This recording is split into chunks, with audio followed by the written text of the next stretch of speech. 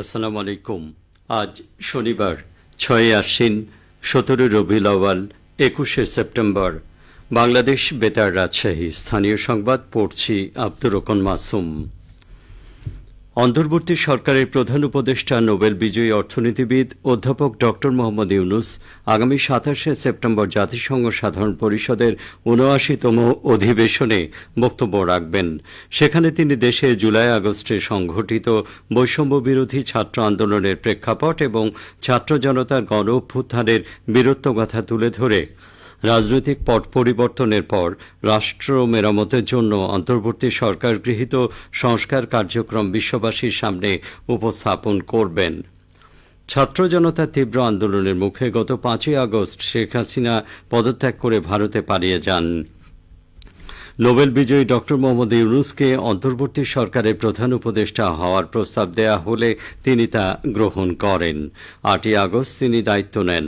ড মোহাম্মদ ইউনূস সরকার প্রধান হিসেবে এবারই প্রথমবারের মতো বিদেশ সফরে যাচ্ছেন। প্রধান উপদেষ্টার প্রেস সচিব শফিকুল আলম বলেন, এবার জাতিসংঘ সাধারণ পরিষদের অধিবেশনে প্রধান উপদেষ্টা যে বক্তব্য দেবেন সেখানে বাংলাদেশের ছাত্র জনতার ৫ই আগস্টের অভ্যুত্থানের বীরত্বগাথা তুলে ধরা হবে। এছাড়া অর্থনৈতিকভাবে সমৃদ্ধ বাংলাদেশ গড়ে তুলতে অন্তর্বর্তী সরকার নির্বাচন ব্যবস্থা সহ অন্যান্য ক্ষেত্রে যেসব সংস্কার কর্মসূচি হাতে নিয়েছে ড মোহাম্মদ ইউনূসের বক্তব্যে সেসব তুলে ধরা হবে। ডাক, টেলিযোগাযোগ ও তথ্য প্রযুক্তি এবং তথ্য সম্প্রচার উপদেষ্টা নাহিদ ইসলাম বলেছেন, দেশের বিরুদ্ধে ষড়যন্ত্র হচ্ছে, ঐক্যবদ্ধভাবে এসব ষড়যন্ত্র প্রতিহত করতে হবে। তিনি বলেন, আন্দোলনকালে যে ঐক্য ছিল যার মাধ্যমে স্বৈরাচার পতন হয়েছে তা ধরে রাখতে হবে। গতকাল বেগমগঞ্জ উপজেলা প্রশাসন কার্যালয় প্রাঙ্গণে বন্যা দুর্গতদের খাদ্য সহায়তা প্রদানকালে তিনি এসব কথা বলেন। উপদেষ্টা বলেন, একটা অভ্যুত্থান পরবর্তী পরিস্থিতিতে বাংলাদেশকে একেবারে নতুন করে গঠন করার চেষ্টা করা হচ্ছে। সে জায়গায় মূল শক্তি হচ্ছে ঐক্য। অভ্যুত্থানের মাধ্যমে জাতীয় ঐক্য তৈরি হয়েছে। শিক্ষার্থী, বিভিন্ন শ্রেণী পেশার মানুষ, সশস্ত্র বাহিনী ও রাজনৈতিক দলগুলো সহ ফ্যাসিবাদ বিরোধী পক্ষগুলো মিলে একটা ঐক্য হয়েছে।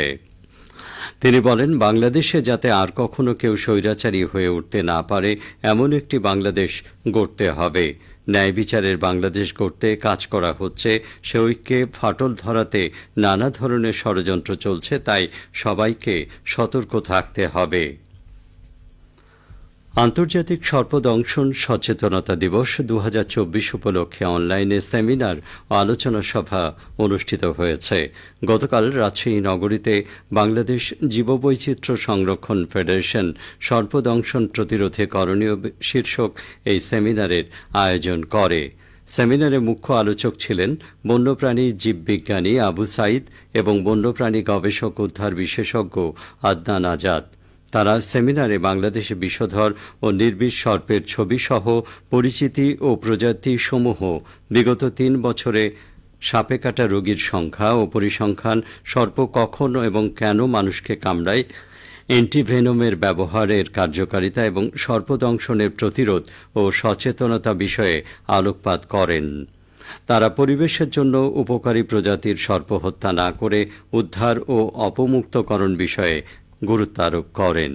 সেমিনারের উদ্বোধন করেন বিবিসিএফ এর প্রধান উপদেষ্টা ও পরিবেশ, বন ও জলবায়ু পরিবর্তন মন্ত্রণালয়ের চট্টগ্রাম অঞ্চলের বন সংরক্ষক ড মোল্লা রেজাউল করিম।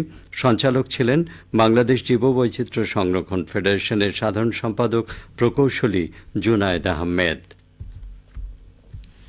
চাঁপাইনবাবগঞ্জের শিবগঞ্জ পৌরসভায় নিম্ন আয়ের মানুষের মাঝে টিসিবির পণ্য বিক্রয় করা হয়েছে। গতকাল শিবগঞ্জ পৌরসভা চত্বরে এই বিক্রয় কার্যক্রম পরিচালনা করা হয়। শিবগঞ্জ পৌরসভার বরাত দিয়ে আমাদের চাঁপাইনবাবগঞ্জ জেলা সংবাদদাতা জানাচ্ছেন, শিবগঞ্জ পৌরসভার ৯টি ওয়ার্ডের ৩,৪২৯টি পরিবারের মাঝে টিসিবির পণ্য বিক্রি করা হয়। কার্ডধারী প্রত্যেক পরিবারকে ৪৭০ টাকা মূল্যে ৫ কেজি চাল, ২ কেজি মসুর ডাল, ২ লিটার সয়াবিন তেল দেওয়া হয়। ফলে সরকারের ভর্তুকি মূল্যে পণ্য কিনতে পেরে উপকৃত হয়েছেন নিম্ন আয়ের মানুষরা। নাটোরে কর্মরত গণমাধ্যম কর্মীদের সাথে মতবিনিময় সভা করেছে বিএনপি নেতৃবৃন্দ। গতরাতে স্থানীয় একটি কমিউনিটি সেন্টারে অনুষ্ঠিত মতবিনিময় সভায় প্রধান অতিথি ছিলেন সাবেক উপমন্ত্রী ও বিএনপি নির্বাহী কমিটির সদস্য অ্যাডভোকেট রুহুল কুদ্দুস তালুকদার দুলু। জেলা বিএনপির আহ্বায়ক শহীদুল ইসলাম বাচ্চুর সভাপতিত্বে সভায় বক্তব্য রাখেন জেলা বিএনপির যুগ্ম আহ্বায়ক ফরাদ আলী দেওয়ান শাহীন এবং সদস্য সচিব রহিম নেওয়াজ। সভায় বক্তারা বলেন, দুর্নীতি এবং দুঃশাসনে ধ্বংসস্তূপের উপরে দাঁড়িয়ে থাকা এই দেশকে নতুন করে গড়ে তুলতে হবে। এই লক্ষ্যে সবাইকে দায়িত্বশীল ভূমিকা পালন করতে হবে। গণমাধ্যম কর্মীরা স্বাধীনভাবে দায়িত্ব পালন করবেন। খেলার খবর ফুটবল। চাঁপাইনবাবগঞ্জের নাচল রেল স্টেশন ফুটবল মাঠে শুরু হয়েছে বৈষম্য বিরোধী ফুটবল টুর্নামেন্ট। গতকাল টুর্নামেন্টের উদ্বোধন করেন নাচল সরকারি কলেজের অধ্যক্ষ শরীফুল ইসলাম। এ সময় নাচল উপজেলা পরিষদের সাবেক ভাইস চেয়ারম্যান আবু তাহের খোকন সহ শিক্ষক শিক্ষার্থীরা উপস্থিত ছিলেন।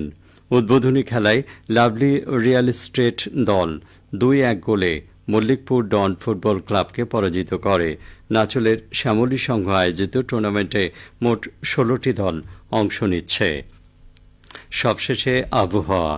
আজ সকাল 6টায় রাজশাহীতে তাপমাত্রা ছিল 27.6 ডিগ্রি সেলসিয়াস। সেই সময় বাতাসে আর্দ্রতার পরিমাণ ছিল 95%। রাজশাহী ও পার্শ্ববর্তী এলাকায় আজ সূর্যোদয় হয়েছে ভোর 5:54, সূর্যাস্ত সন্ধ্যে 6:03। সংবাদ শেষ হল। আমাদের পরবর্তী স্থানীয় সংবাদ দুপুর 12:10।